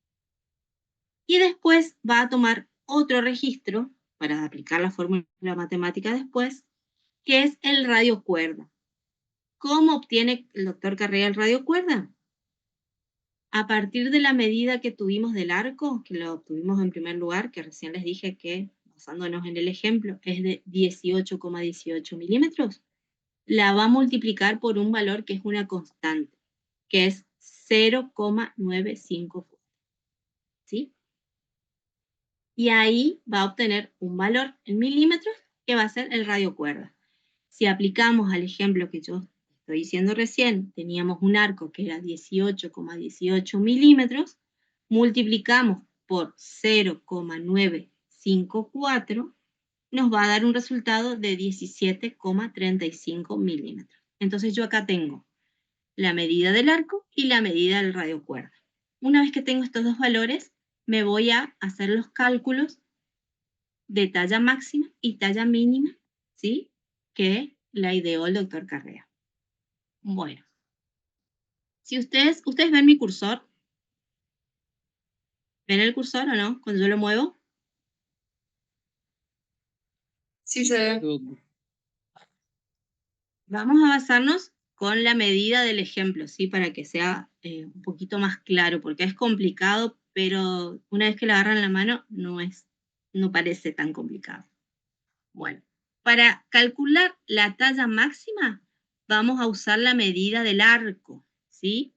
Y después lo vamos a multiplicar, que esta sería la fórmula matemática, la que no cambia, la que es siempre la misma, que va a ser multiplicarlo por 6, por 10 y por otro valor que es 3,14316. Y a todo eso lo vamos a dividir por 2. Vamos con el ejemplo de los valores que hoy yo les leí. Acuérdense que estamos estableciendo talla máxima, o sea, la medida máxima, la altura máxima que tendría ese sujeto. Entonces, vamos al arco que lo determinamos hoy. Habíamos medido el incisivo central, nos dio este valor en milímetros. Después medimos el lateral, nos dio este valor en milímetros. Y medimos el canino y nos dio este valor en milímetros. Sumamos todo y tuvimos un valor de 18,18 milímetros que corresponde al arco de este sujeto que estamos estudiando. Vamos a aplicar esta fórmula de arriba. Entonces, ahí está. Aplicamos entonces el 18,18, que es el valor de nuestro arco, y aplicamos la fórmula establecida. Multiplicamos por 6, por 10, por 3,14316 y lo dividimos por 2. Y nos da este resultado, que es 1,71, que sería 1 metro con 71 centímetros. Esta sería nuestra talla máxima, la altura máxima que se estima de ese sujeto. Y ahora vamos a tener el otro parámetro que es la medición mínima, la estatura mínima o talla mínima que tendría ese sujeto. Y para eso es la misma fórmula que vieron recién, o sea, multiplicar un valor por 6, por 10, por 3,14316 y dividirlo por 2, pero en vez de utilizar la medida del arco, se utiliza el valor del radio cuerda. Y si recordamos qué significaba radio cuerda, era el valor del arco que habíamos obtenido a partir de la sumatoria de nuestras mediciones por un valor constante que es 0,954. Entonces, volvemos acá al ejemplo que estamos manejando. Si nuestro arco era 18,18, para obtener nuestro radio cuerda lo multiplicamos por esa constante de 0,954. Vamos a obtener este valor, 17,35. Y esta es la medición de nuestro radio cuerda, 17,35 milímetros. Aplicamos la fórmula. Ponemos el valor del radio cuerda y otra vez multiplicamos por 6, por 10, por 3,14316, dividimos por 2 y nos da 1,63. 1 metro con 63 centímetros, la talla mínima. Entonces, en este caso de este ejemplo, el individuo tendría una estatura que oscilaría entre un máximo de 1,71 m y un mínimo de 1,63 m. ¿Se entendió? Carrea como que nos vino a complicar un poquito, pero es cuestión de lectura y razonamiento y no es tan difícil. Pero ¿les quedó claro cómo se hace el cálculo? Igual ustedes todo esto lo tienen en la guía, incluso es el mismo ejemplo les di para que no se confundan y puedan recordar después cuando necesiten estudiar. ¿Quedó claro? ¿Puedo avanzar? Sí, doctora. Bueno, seguimos. Después tenemos la identificación de la raza, políticamente incorrecto hoy en día, decir que vamos a hablar de distintas razas porque lo correcto sería referirnos a que hay una sola raza que es la humana, a la que pertenecemos todas las personas. Pero hay peculiaridades de acuerdo a cuestiones que tienen que ver con la genética de los individuos, con el lugar donde habita, de los ancestros, de la cultura, del lugar geográfico donde viven, y que le va a conferir determinadas características en las piezas dentarias y en los arcos dentarios que van a ser útiles para poder identificar determinadas rasgos étnicos, más que nada, ¿sí? Entonces vamos a tener, por ejemplo, 3 grupos de acuerdo al tamaño de las denticiones. Vamos a tener a los microdontos, los mesodontos y los megadontos, que ustedes creo que esto ya lo habrán estudiado, antes lo estudiamos en los primeros años de la carrera, que los que tenían microdontos son aquellos que tienen una dentición con dientes de un tamaño más pequeño de lo que podría considerarse normal y que generalmente son los europeos, polinesios, ¿sí? Y después tenemos a los mesodontos, que serían en teoría los que tienen un valor de parámetros normales, podría decirse, no son ni pequeños ni grandes, y que generalmente se pueden incluir a los chinos, a los indios, ¿sí? A las personas de raza negra y a los que tienen dientes dentarias de tamaño voluminoso, que pueden ser los australianos nativos generalmente, y que son los megadontos. También hay determinadas características que pueden observarse en las piezas dentarias, como por ejemplo incisivos con su cara palatina, como pueden observar acá en la parte inferior izquierda, con esta forma que se dice forma de pala, ¿sí? Y es característica de las personas orientales, digamos, las que se han llamado históricamente raza amarilla. Generalmente los blancos o caucásicos tienen incisivos con la cara palatina más plana. También vamos a encontrar diferencias, por ejemplo, en las superficies oclusales, que en las razas amarillas o orientales tienen muchos mamelones, se dice mamelonada, y en las razas negras la superficie oclusal es estrellada. También suelen tener un primer molar, las personas de raza negra, con 5 cúspides frecuentemente, y los surcos forman una especie de Y. Y también, según la forma del arco, generalmente la raza negra tiene esta forma más rectangular o cuadrada. Las blancos o caucásicos tienen esta forma de arco más triangular, y suele ser más redondeados en las razas asiáticas, ¿sí? Igual esto hoy en día es un poquito más difícil de determinar debido al gran rejunte, ¿sí? de distintas etnias, y que ya hay como un crisol de razas y hay tantas combinaciones, entonces por ahí no es tan notorio como hace 40 o 60 años atrás, donde había diferencias más marcadas. Lo que sí hoy se puede ayudar a identificar lo que tenga que ver con cuestiones culturales, que pueden ser que ciertas culturas como hay ciertas culturas nativas que realizan desgastes muy característicos en piezas dentarias, o también ornamentaciones con piedras preciosas en la superficie, generalmente vestibular de las piezas dentarias, y que son particulares de cada cultura y que podrían ayudar a la identificación de ese sujeto, ¿sí? Pero es como un poquito más, no es tan exacto, no es tan fácil para determinar. Ahora lo que sí podemos determinar un poquito más exacto es el sexo. Siempre hablamos del sexo biológico, ¿sí? Con el que esa persona nació a nivel genético. Después la parte de la percepción y de la personalidad es otra cuestión, ¿sí? Pero acá vamos a poder establecer un sexo biológico a partir de la observación de determinados rasgos. Si hablamos de piezas dentarias, hay discusión entre diferentes autores, pero muchos de ellos coinciden en que la pieza clave para poder determinar el sexo de un sujeto es el canino inferior permanente, que por sus características suele ser mucho más fácil a partir de su observación determinar si se trata de un sujeto masculino o femenino, siendo, por ejemplo, que es más robusto en el sexo masculino, tiene un perímetro mayor a nivel del tercio medio superior, lo cual en el género femenino el perímetro mayor se observa a nivel del tercio incisal. También podemos observar las características, bueno, acá tienen el canino inferior femenino, el canino inferior masculino, ¿sí? Visiblemente, ustedes de manera clínica pueden ver en la corona unas diferencias que son bastante marcadas, no sé si llegan a observar las discrepancias entre una corona y otra. Lo mismo pasa con la observación del mentón, ¿sí?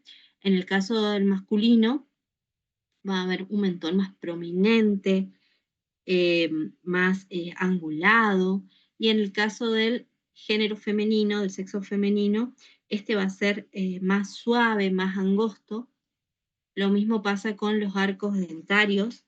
En el caso del sexo femenino, tiene una forma un poco más redondeada y sin prominencia, hablando acá del arco inferior. No son tan prominentes los caninos, lo cual sí sucede en el género masculino, donde hay una prominencia de los caninos, lo cual hace que el arco dentario adopte una forma un poco más rectangular, podría decirse, ¿sí? Y esto, a través del estudio de estos reparos anatómicos, se podría determinar entonces el sexo biológico del sujeto en estudio. Y después tenemos para determinar la ocupación, que también, como les hablé, hay que determinar la raza, por ahí es un poquito más, no es tan exacto, salvo que se esté estudiando una persona que se dedica a algún oficio o profesión muy característica. Generalmente es el caso de aquellas personas que trabajan en la industria o en la fábrica donde utilizan elementos como pueden ser el vidrio, el sílice, distintos materiales minerales que pueden ser detectados a través de la composición de la saliva. A veces también pueden registrarse materiales que tienen que ver más orgánicos como la lana, como la seda, el algodón, como unas partículas fibrosas que pueden aparecer también detectadas en la saliva, pero ya les digo, por ahí no es algo tan exacto, salvo que el oficio o la presión de esa persona sea algo muy particular. Lo mismo sucede con los cambios morfológicos que pueden suceder a nivel dentario, dependiendo de la ocupación de la persona. Pasa mucho, por ejemplo, con los carpinteros, que muchos sostienen clavos o tornillos con las piezas dentarias, y eso con el tiempo, si esa es una costumbre o es usual realizar eso en esa persona, puede llevar a que se produzca un cambio marcado en las piezas dentarias, pero no es tan fácil por ahí de determinar. Bueno, tenemos por último la determinación de la nacionalidad, y que esto también no hay una fórmula o algo que se pueda aplicar, sino más que nada se basa en la observación y el conocimiento que se tenga de acuerdo a las particularidades de determinados países, regiones que usan técnicas determinadas. Por ahí no son los mismos materiales que podemos usar acá en Argentina como los que tal vez estén ocupando, no sé, en algún país que tenga más avanzado, como puede ser Alemania, o algún país que esté un poquito más retrasado, digamos, en tecnología o en innovación de materiales, que podría ser otro país que no tengo por ahí el dato específico de qué se podía tratar, pero hay países donde por ahí es más rústica la atención, y entonces de acuerdo a lo que se observe en la confección de prótesis, en el uso de distintos materiales, se podría llegar como a tener una orientación de qué nacionalidad, pero ya les digo, es un poco vago y hay que ser muy observador, muy conocedor para poder decir que pertenece a una determinada nacionalidad, salvo que sea algo muy, muy característico o muy particular. Bueno, con esto terminamos lo que es la identificación por piezas dentarias y vamos a pasar a la última técnica que les voy a explicar hoy, que es la de mordeduras. Si quedó alguna duda me avisan y si no, este ya es el último tema que damos y con esto ya los voy a dejar descansar. Las mordeduras son otro tipo de técnicas de identificación estomatológica, ya que las piezas dentarias, como vamos a ver, que pueden ser de seres humanos o incluso de animales, suelen aparecer en muchos hechos delictivos y que en esos casos tienen un interés por parte de la justicia cuando interviene, y ahí acuden al perito odontólogo para poder estudiar estas huellas dejadas por piezas dentarias que de acuerdo a las características que presentan y un correcto estudio se podría identificar, ¿sí?, al agente agresor, al sujeto agresor, o incluso llegar a determinar la imputabilidad o culpabilidad cuando estemos hablando de algún delito, ¿sí?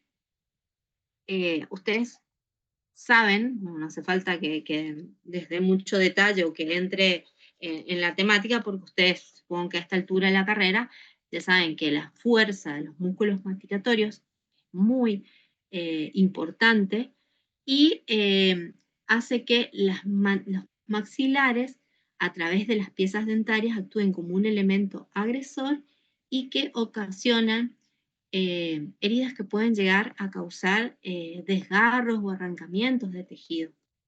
Entonces vamos a ver una multiplicidad de lesiones que pueden ser dejadas como consecuencia de estas huellas de mordedura. Y para esto van a tener que repasar cuando estudien los temas de lesiones y traumatología que habían dado con el doctor Maidana, porque ahí les vamos a hablar de contusión, vamos a hablar de equimosis, que son conceptos que ustedes deberían ya tenerlos un poquito manejados para poder comprender las características de esta lesión. Entonces vamos a ver, y esto es un concepto que siempre se pregunta, no solo en los parciales, sino también en exámenes finales, y vamos a ver que la mordedura es la impresión, el rastro, la marca o la huella que es dejada por las piezas dentarias, puede ser de humanos o de animales, sobre una superficie que debe ser blanda o relativamente blanda, como puede ser la piel o, como vamos a ver, algunos otros elementos, como pueden ser algunos alimentos, ¿sí? Acuérdense entonces que es la impresión, la huella que dejan piezas dentarias. Pueden ser a veces de personas o a veces de animales. Y la superficie tiene que ser blanda o relativamente blanda, porque si es una superficie muy dura, por más fuerza que hagan las piezas dentarias, no van a dejar esta impresión o huella, ¿sí? Así que ese es el concepto que ustedes deben tenerlo bien en claro. ¿Cuál es la importancia de las mordeduras? Generalmente, ¿sí?, se observan o están asociadas a determinados hechos delictivos, como pueden ser homicidios, asesinatos, pueden ser peleas, maltrato infantil, incluso en robos, ¿sí? Se pueden observar este tipo de lesiones y muchas veces su estudio sirve no solo para ayudar a detectar que existe una situación delictiva, sino también a conocer o establecer la identidad del agresor.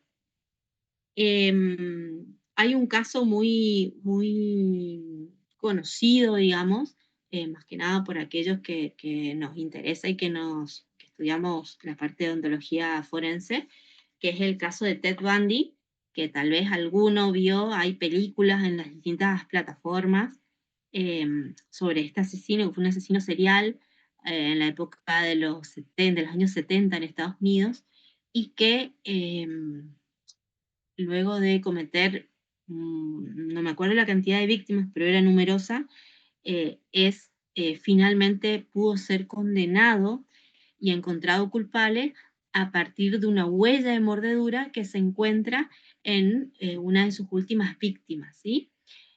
Por eso van a ver, esta es la imagen del juicio, la que pueden ver acá arriba, donde está mi cursor, donde se analizó las huellas de mordeduras y se cotejó con la dentadura, las piezas dentarias de quien se presumía que era el autor, que era este asesino Ted Bundy, termina siendo condenado y, en Estados Unidos. Así que el estudio de las mordeduras es un tipo de lesión que brinda también mucha información a partir de la impresión o huella que dejan las piezas. Bueno, ¿cuál es el mecanismo de acción que sucede acá en las mordeduras? Generalmente la lesión es una contusión. No quiero preguntar, porque no sé si alguien sabe explicarme qué es una contusión. ¿Alguno se acuerda qué consistía una contusión? ¿Cómo se producían esas lesiones en el cuerpo?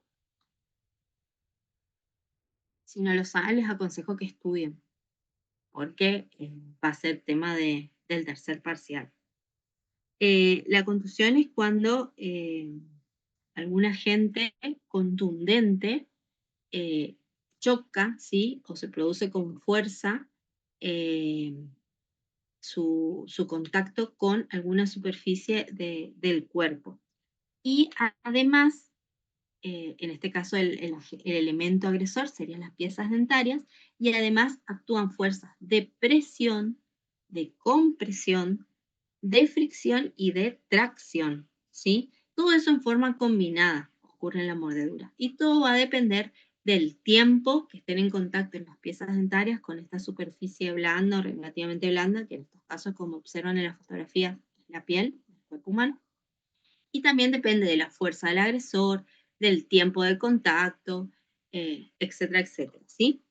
Pero bueno, básicamente la marca que deja la mordedura se va a caracterizar por un raspado superficial que se va a observar, estamos hablando en este caso en la piel, del epitelio por el contacto con los dientes.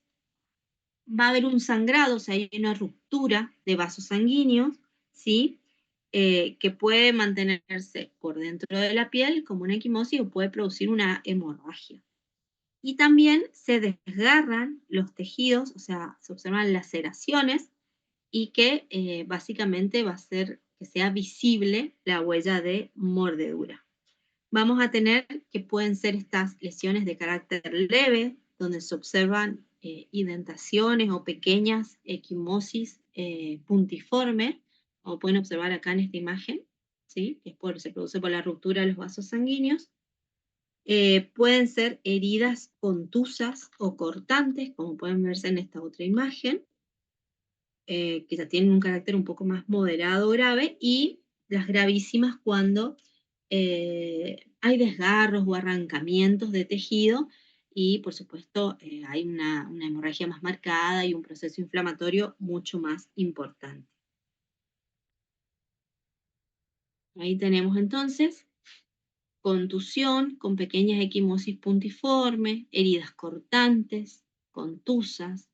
Acá hay un arrancamiento, ¿sí? En este caso del lóbulo y parte del pabellón auricular, ¿sí? Por eso les recomiendo que repasen, vayan a estudiar para el tercer parcial, todo lo que tenga que ver con lesiones y traumatología, porque todos estos son conceptos que ustedes los tienen que conocer.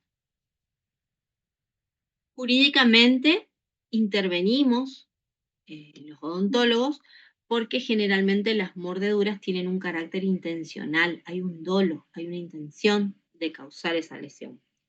Un propósito de provocar daño, ¿sí? Puede ser, por ejemplo, en un contexto de una agresión física, o también por defenderse, la víctima puede morder al agresor, ¿sí? Generalmente es una lesión que puede estar asociada o suele aparecer comúnmente en hechos delictivos, ¿sí? Atentando contra la integridad de la víctima, y puede ser de carácter leve o carácter grave de acuerdo a el carácter o las características de esa lesión. Incluso podría ser la amputación de un miembro. Cuando hablamos, por ejemplo, ahora les voy a mostrar algunas imágenes de mordedura de animales de gran porte, como puede ser un tiburón, ¿sí? Donde básicamente arrancan, por ejemplo, una pierna, un brazo. O sea, la mordedura puede ser una lesión muy chiquitita, muy tranquila, o puede ser lesiones que involucren una pérdida de la integridad de alguna parte del cuerpo de la persona. Ustedes básicamente lo que deberían analizar, en el caso que estén estudiando una mordedura, es saber primero si esa lesión fue causada o esa huella fue producida por piezas dentarias, en primer lugar, porque ahí realmente estaríamos hablando de mordedura. No importa si las piezas dentarias son de una persona o de un animal, pero ahí realmente estaríamos hablando de una huella de mordedura. Después, determinar si es piezas dentarias pertenecientes a un humano o un animal. Si fueron provocadas por un agresor o fueron autoprovocadas, o sea, producidas por la misma persona que tiene la lesión, y si se requiere la identificación, si de acuerdo a las características se pueden observar, es útil, digamos, la herida y se realiza la metodología adecuada. Vamos a tener una clasificación para poder estudiar las mordeduras. En primer lugar, vamos a catalogar a las mordeduras de acuerdo a la especie que la produce. Puede ser humana o puede ser animal. Básicamente, cuando hablamos de una mordedura humana, y como pueden ver acá en la imagen superior, generalmente tiene una forma de arcos enfrentados, se le dice, o de paréntesis, ¿sí? ¿Ven como dos letras C enfrentadas una con otra? O dos paréntesis. Generalmente esa es la mordedura humana. Y en el caso de las mordeduras animales, hay una mordedura típica que es la del perro, la forma del hocico y la prominencia de los caninos, que son estos puntos acá más prominentes que están acá. Causan una huella de mordedura de forma triangular, ¿sí? En realidad se le dice V invertida o arco circunflejo. Esa sería la terminología correcta de la huella dejada por los perros, ¿sí? La raza canina. Hay huellas también causadas no solamente por perros, sino como les decía hoy, de tiburón, ejemplo, que pueden ser si es un tiburón más pequeño o no llega a agarrar a la presa, digamos, puede salvarse y puede tener una mordedura más leve o puede involucrar un arrancamiento, la amputación de un miembro. Otro animal de gran porte que suele morder comúnmente es el caballo y deja una mordedura, una huella bastante grande, por supuesto que estamos hablando de la cavidad bucal de un animal que tiene unas dimensiones bastante importantes. También hay animales más pequeños que muerden, como pueden ser las mordeduras de rata, ¿sí? Las mordeduras de peces, que generalmente se les suele decir que tienen como la forma de una quemadura de cigarrillos, ¿sí? O como úlceras son las que dejan. Obviamente estamos hablando de peces pequeños y de ratas también que son pequeñas. También hay mordeduras causadas por gatos que generalmente están acompañadas de otras lesiones como pueden ser arañazos o escoriaciones que las realizan con las uñas, ¿sí?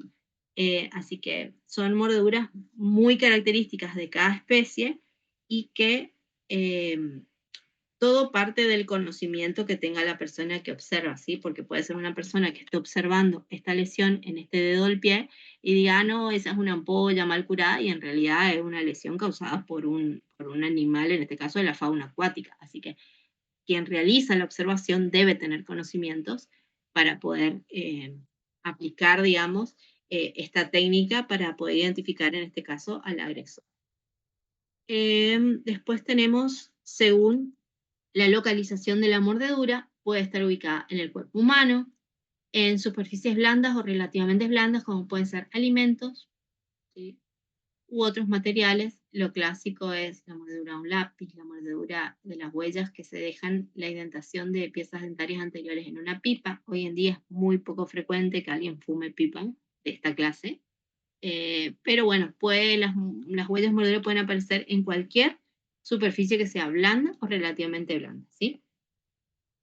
Después tenemos, según la intención del autor de la mordedura, y generalmente que van a estar asociadas a hechos delictivos, y vamos a tener las mordeduras de ataque, que generalmente son lesiones que tienen una intensidad bastante importante y van a estar localizadas en zonas expuestas del cuerpo. ¿Cuáles pueden ser estas zonas? Labios, manos, mejillas, en la nariz, ¿sí? Realmente esas son las mordeduras que se observan de ataque.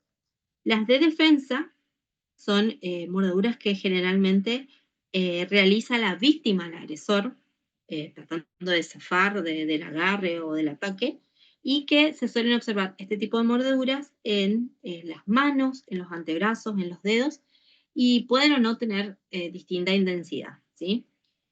Las mordeduras torturantes se observan generalmente en los delitos que están asociados a maltrato infantil, ¿sí? Generalmente están acompañadas de otro tipo de lesiones, como pueden ser golpes, fracturas, pueden ser quemaduras de cigarrillos, hematomas, etc. Y generalmente las mordeduras en el maltrato infantil, el agresor las realiza en zonas que no son visibles a simple vista, en zonas que pueden estar ocultas por la ropa, por ejemplo. Pueden ser en el torso, en la espalda, en la pancita del bebé o del niño. Después tenemos las mordeduras aberrantes, están asociadas en violaciones o ataques sexuales, en homicidios que tienen también como traen a colación un ataque sexual, una agresión sexual, y están generalmente localizadas en zonas erógenas, pueden ser las mamas, cerca de los pezones, zonas erógenas como el cuello también, y genitales, región entre los glúteos, etc. Uno de este tipo de mordeduras, las aberrantes, es la que estaba en la víctima del caso que les mencioné recién de Ted Bundy, que era en uno de los glúteos que tenía la víctima, porque esta persona no solo mataba, sino que también violaba a las víctimas, y era un tipo de mordedura aberrante.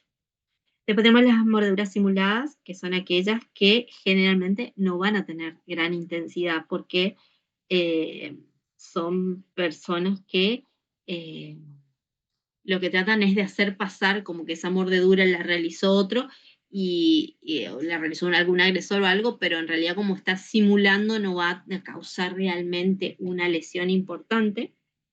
Generalmente se trata de casos de personas que participaron de algún hecho delictivo o están implicados de alguna manera, y para hacerse pasar por víctimas simulan esta herida de mordedura o esta lesión.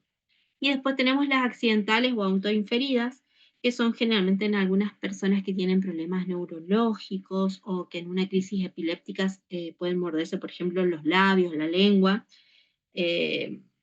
o también personas que generalmente se le llaman dementes, que no están bien mentalmente, no tienen estabilidad por ahí mental, y cometen esta lesión a ellos mismos. Bueno, por último, en las categorías de las clasificaciones tenemos según el momento que fueron producidas, y pueden ser antemortem o premortem. Postmortem, perdón, acá está mal la palabra. Acá dice premortem, es postmortem. El antemortem, o sea, en un sujeto vivo que se produce, lo importante es que sepan que acá se va a producir todo el proceso inflamatorio que ustedes ya saben. Va a haber equimosis, va a haber inflamación, hemorragia, excoriación, etc. Y todo acompañándose de un proceso inflamatorio y cicatrizal, de coágulos, de retracción de tejido, y obviamente luego la cicatrización y la resolución de la lesión. En el caso del postmortem, no van a haber estos signos equimóticos, ni tampoco de reparación, ni de inflamación, ni de hemorragia, ni tampoco de retracción de los tejidos, ¿sí? Por favor, no vayan a consignar acá como premortem, que está el error, es postmortem. Recuerden, por favor, porque a veces toman fotos de los power y que no les quede, fue un error de tipeo que me quedó ahí. Bueno, ahora, cuando ustedes observen una herida de mordedura, lo que tienen que hacer es observar, describir la lesión. Ahora vamos a ver cuál es el método que se usa para estudiar estas huellas, pero básicamente ustedes tienen que tener en cuenta dónde se localizan, qué contornos se observa, cómo se visualiza la superficie donde está la huella. En el caso que sea sobre una persona, si es en piel móvil o piel que está fija, qué forma tiene la lesión, qué coloración se observa, el tamaño se lo va a medir, se van a sacar obviamente registros fotográficos y demás. Y todo lo que se observe a simple vista se tiene que tomar nota y registrar. Para el estudio de las mordeduras, otra vez, como ya venimos diciendo en todas estas técnicas de identificación estomatológica, el método es el cotejo o comparación, y acá se anexa el reconstructivo, que es lo que se refiere a que se va a tratar de obtener un modelo de estudio para también realizar determinadas observaciones, mediciones y demás, ¿sí? Por supuesto, el objetivo, como todas estas técnicas, es comparar o cotejar semejanzas y diferencias entre las huellas que se observan en la mordida y, si tenemos un presunto mordedor o autor de esa mordida, cotejar con esas características dentales que tenga el sujeto, ¿sí? Siempre obviamente nos va a facilitar el estudio y esta comparación que en las huellas sea lo más clara que se pueda visualizar, digamos. Mientras más clara sea la lesión, mejor va a ser el estudio, o más fácil va a resultar hacer el estudio. Si tiene signos particulares, porque por ejemplo hay mordidas muy singulares que por la mal posición dentaria o características de la oclusión del sujeto agresor son muy características y facilitan la identificación, y por supuesto que se empleen correctamente las técnicas y el método de estudio, ¿sí? La persona que lo realiza tiene que conocer, tiene que saber lo que está haciendo, no solo lo que observa, interpretar, sino también saber realizar la técnica. Vamos a ver que el procedimiento para realizar el estudio de mordedura va a involucrar fotografías, ¿sí? Como venimos repitiendo, que es un registro que se hace siempre en el estudio de reparos anatómicos. También se pueden obtener registros a través de videos, se van a tomar muestras, se van a fijar las huellas una vez que se tomen las muestras, también se va a fijar esquemáticamente y de manera moldeada, ahora les voy a explicar en qué consiste cada uno, se obtienen los registros y se cotejan o comparan los mismos. Bueno, cuando hablamos de fotografías, ustedes saben que la lesión va a depender, si se trata de una persona viva o de un cadáver, la lesión va a tener cambios. Generalmente la persona viva va a involucrar todo este proceso de inflamación y cicatrización que con el correr de los días va a experimentar cambios.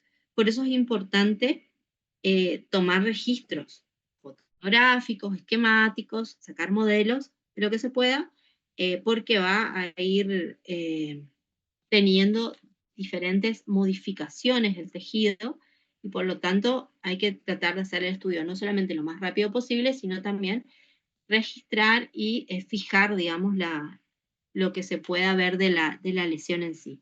Y en el caso de un cadáver, si bien no va a tener un proceso inflamatorio cicatrizal, acuérdense que el cadáver va a tener un proceso degenerativo que pasa por un rigor mortis, que es cuando el cadáver está como duro, por así decirlo, y luego va a ir llevando un proceso de descomposición. Entonces también es importante obtener registros y fijar de la manera que se pueda la lesión que se está observando o la huella de mordedura. La fotografía, como les vengo diciendo desde el principio, es muy importante, y en este caso específico de las mordeduras se toman fotografías no solo en color, sino también en blanco y negro, porque al eliminar muchas sombras de las tonalidades que se ven generalmente la lesión en tonos rosados o rojos, se pueden observar mucho mejor las impresiones dejadas por las piezas dentarias. Por eso es importante no solo fotografiar, obtener registros fotográficos en color, sino también en blanco y negro. Y si la persona que porta la mordida, por ejemplo, es una persona viva, también se va haciendo un seguimiento fotográfico de cómo va evolucionando o madurando de alguna manera la huella, porque a veces con la misma retracción de los tejidos, cuando pasamos de ese estado inflamatorio a un proceso cicatrizal, al bajar la inflamación, a veces también se puede ver mejor las huellas dejadas por las piezas dentarias.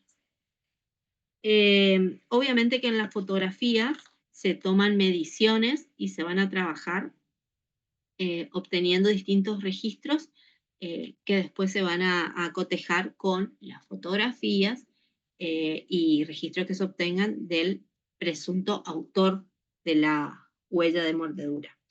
Como les mencioné hoy también, se pueden tomar registros de video, no hay problema. Lo importante es tomar muestras, ¿sí?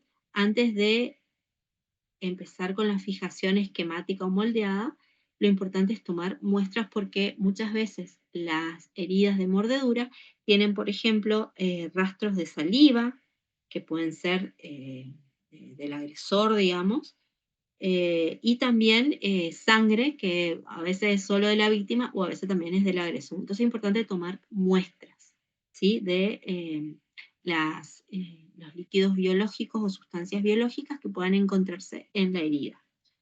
Y después pasamos a fijar la huella de mordedura, que básicamente lo que se trata es de utilizar una sustancia para mantener esa huella el mayor tiempo que se pueda, y que va a variar si se trata de que estemos estudiando una huella de mordedura en un sujeto vivo o en un cadáver. Si estamos hablando de un sujeto vivo, la fijación se hace, por ejemplo, con fijador. ¿Vieron el fijador en aerosol que se usa para el pelo, para cuando uno se hace determinados peinados?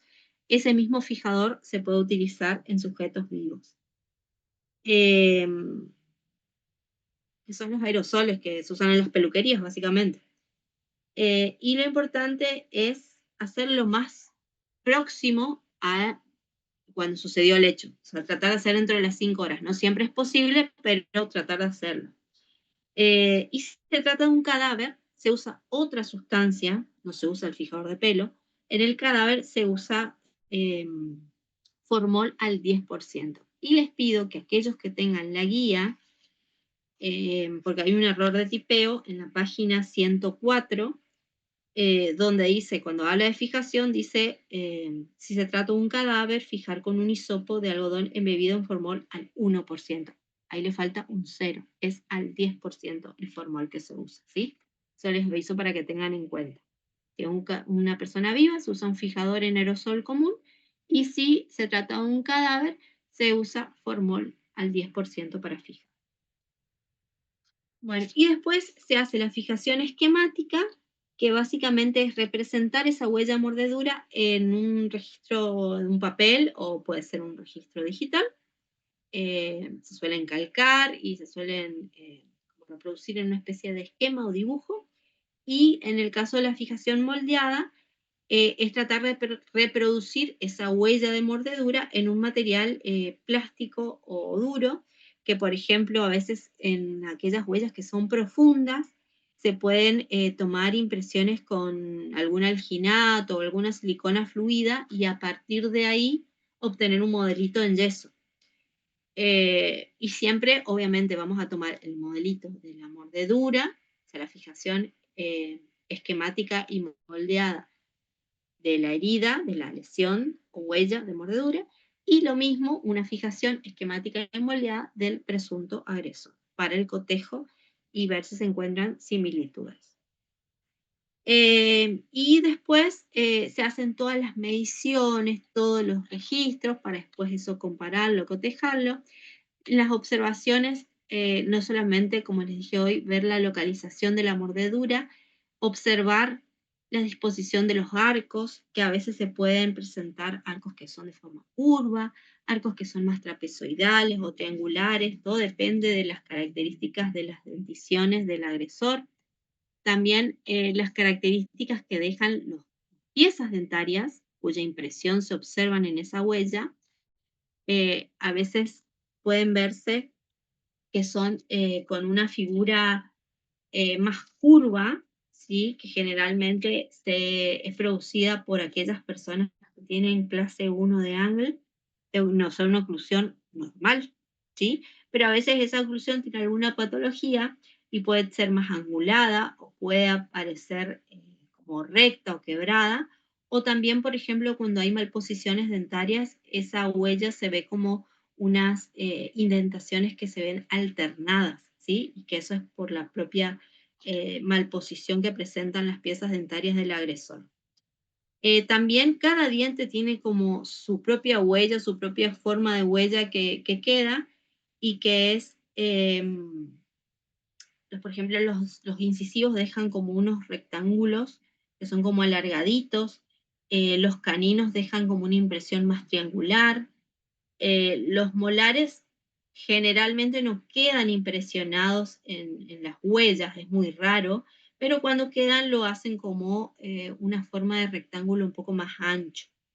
Y siempre ustedes tienen que observar la forma del arco dentario que quedó en la huella, que queda impresionada en la huella, la cantidad de piezas dentarias cuya indentación se observan, si hay ausencias de piezas dentarias y si, o sea, ausencia de indentación, un espacio que queda entre una indentación y otra, y si eso se debe a una ausencia de pieza dentaria en el arco dentario del agresor, o hay alguna malposición, o por una cuestión de movilidad no llegó a identarse en la huella, la herida, qué características tiene, si es una herida contusa, si es cortante, si presentan desgarros, si presenta arrancamiento, o si es una herida superficial, más a manera de una escoriación, si hay anomalías, y también hacer las mediciones, no solo de la huella en sí, sino también el ancho, por ejemplo, de los arcos dentarios que se observan identados.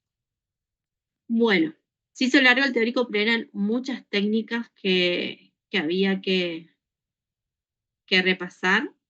Esto, por supuesto, que no entra en el segundo parcial, sino que va a ser tema del tercer parcial, pero bueno, como son temas por ahí, no son tan largas cada técnica, pero tienen cada una su singularidad y por lo tanto por ahí uno se quiere confundir y les va a costar estudiar todo junto. Entonces, mi consejo es que vayan con tiempo leyendo. Entiendo que, acá yo tengo el cronograma, el segundo parcial, ahora ustedes tienen una clase más, el 20, o sea, el lunes que viene, que van a tener lo de las técnicas de estomatología que yo no les di hoy, que son Keislo y ruboscopía. Y después, a la semana siguiente, que es el 27, vendría el segundo parcial, ¿sí? Y después tienen una clase más, que es la del 3, en realidad no es una clase, es un trabajo práctico, el 3 de noviembre, con tutoría, y ahí